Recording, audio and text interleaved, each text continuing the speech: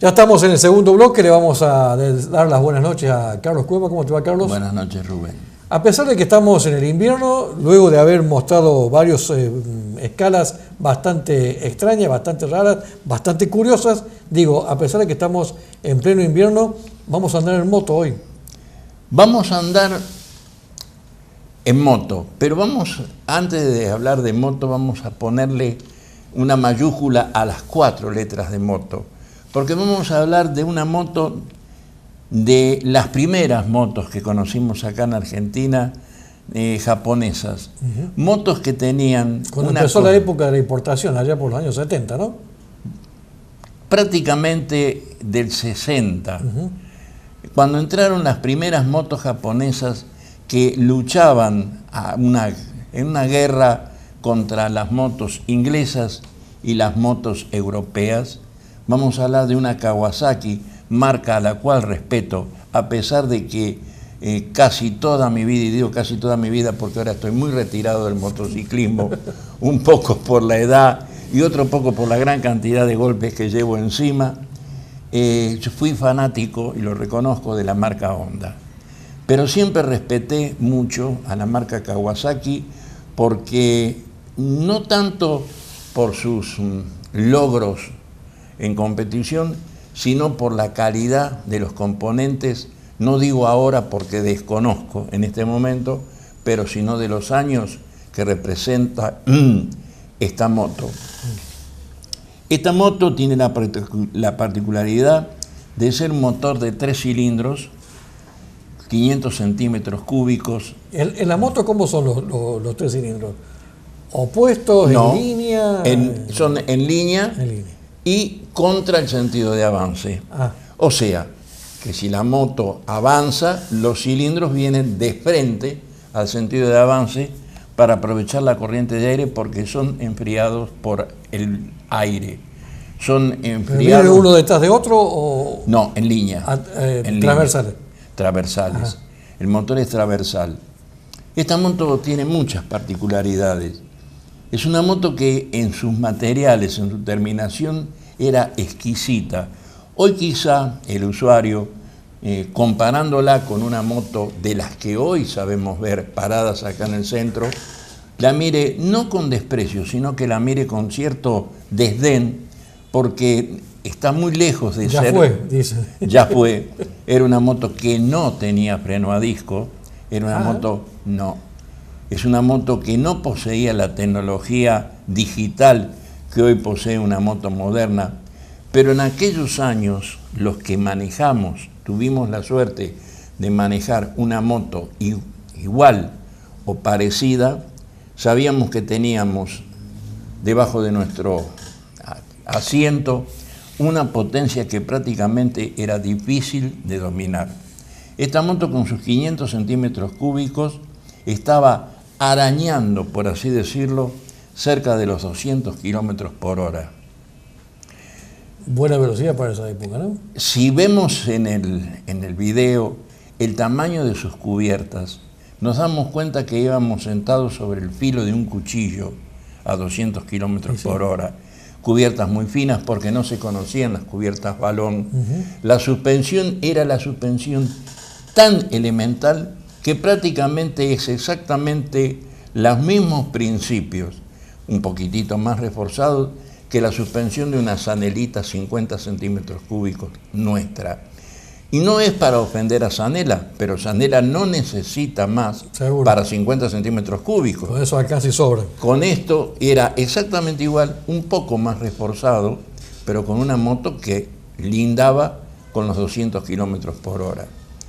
Yo no tuve una moto igual, pero tuve una Suzuki 380 tricilíndrica, cuyo dueño se comprometió, o me comprometió, que a lo menos una vez cada 15 días la usara, porque la moto era nueva, y por una circunstancia especial, la moto quedó durante mucho tiempo, podría decir un par de años, en depósito en mi taller, por ninguna circunstancia especial.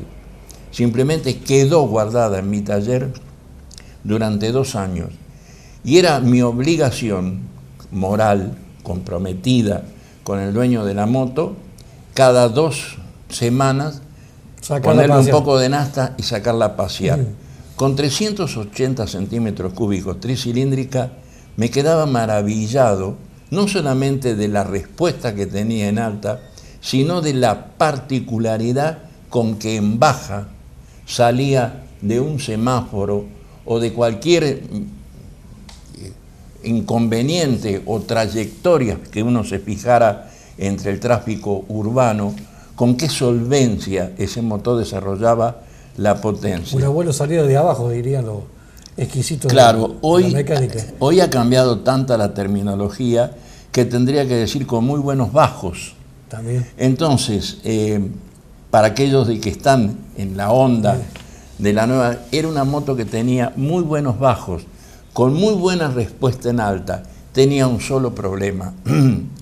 El motor 2 tiempos, según mis profesores, no era para personas sordas. El motor 2 tiempos hay que sentirlo en andar y darnos cuenta qué es lo que viene sobrando o faltándole en su funcionamiento. Si está excedido de nafta, nos va a devorar en consumo, pero no va a pasar más nada. Si está escaso de nafta, es más que seguro que lo vamos a fundir, pero en una forma muy, pero muy particular, vamos a deshacerlo. Los pocos movimientos que tiene un motor 2 tiempos están lubricados con la misma nafta que se introduce en el aceite. Entonces, cuando retaseamos nafta, retaseamos por lo tanto aceite y el motor se funde.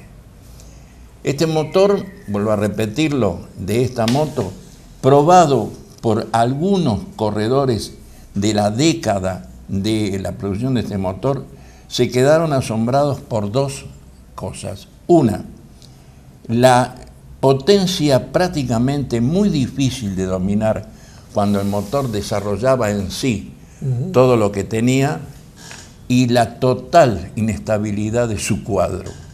O sea, que era una moto, si dijimos de que hubo vehículos que eran para suicidas, esta moto era prácticamente una moto para suicidas. Porque ¿Era muy rígido el cuadro? no, muy débil. Muy débil. Las suspensiones eran suspensiones, por eso hice la comparación de una suspensión completamente elemental. Los 2 vástagos finitos con un chorrito de aceite, una cantidad mínima de aceite, para que lubricara y al mismo tiempo amortiguara un poquitito el cabeceo de la moto, con 2 amortiguadores convencionales traseros y unos frenos a tambor, que si bien tenían efectividad hasta el momento que se calentaban y después era como no frenar, son detalles que los viejos motociclistas, los antiguos, para que no se ofendan, los antiguos motociclistas se tienen que recordar de que los frenos a tambor, cuando tomaban temperatura, perdían efecto frenante. El problema era bajar del observatorio para este lado y te quedabas sin freno. El problema eran las frenadas largas, por ejemplo, viajar a Chile. Claro.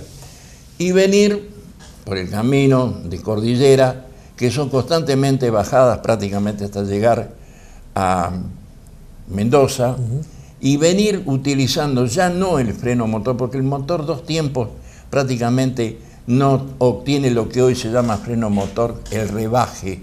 Cuando nosotros tiramos el rebaje, que viniendo en tercera bajamos a segunda, el motor 2 tiempos no obtiene mucho rebaje. Es un motor muy chico, muy simple, muy liviano. Entonces no se obtiene ese freno motor. Y necesitábamos accionar el freno a la rueda.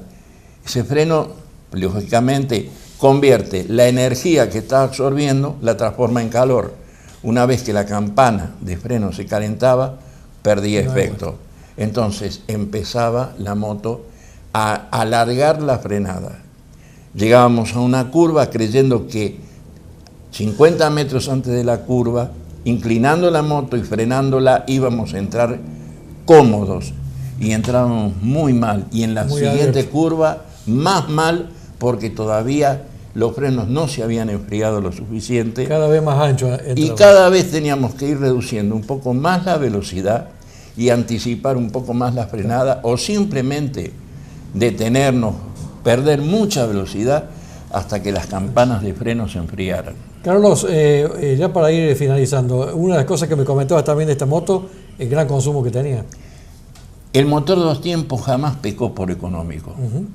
Tiene grandes ventajas. Este motor 1500 centímetros cúbicos es el equivalente a cualquier motor de 1000 centímetros cúbicos 4 tiempos. ¿Por qué? Porque el motor 4 tiempos tiene que dar una explosión por vuelta cada 2 vueltas de cigüeñal da una explosión. El motor 2 tiempos da una explosión por vuelta. Por lo tanto, si tenemos un motor de 4 tiempos monocilíndrico a 2000 vueltas, da 1000 explosiones. Si tenemos un motor 2 tiempos a 2000 vueltas, da 2000 explosiones por minuto. Por lo tanto, la cupla motriz es mayor en el motor 2 tiempos. Hay pérdidas, no podemos entrar en tantos detalles físicos en tan poco tiempo. Hay pérdidas mecánicas por las lumbreras de escape que elevan el consumo. Hay un sistema también que pasa por el bolsillo, que es que tenemos que consumir aceite al mismo tiempo que estamos consumiendo nafta, lo que todo va incidiendo a que el motor 2 tiempos sea más caro el andar, el kilómetro del motor 2 tiempos es un poco más caro. ¿Cómo lo compensa? Que con menos cilindrada tenemos la misma cantidad de fuerza y que la reparación de un motor 2 tiempos prácticamente es inmediata contra la reparación de un motor 4 tiempos, que es mucho más onerosa. Seguro. Porque hay muchísimas más cantidades de piezas para reparar. Carlos, ¿nos ponemos la campera de cuero y nos vamos? Hoy te dejo que conduzcas, pero que te vayas, porque yo me voy a tomar un remedio. Bueno, nos vamos a ir en moto. Nos encontramos el miércoles que viene. Hasta el miércoles que viene. De esta manera vamos a hacer una nueva pausa en nuestro programa y ya volvemos con mucho más automovilismo deportivo.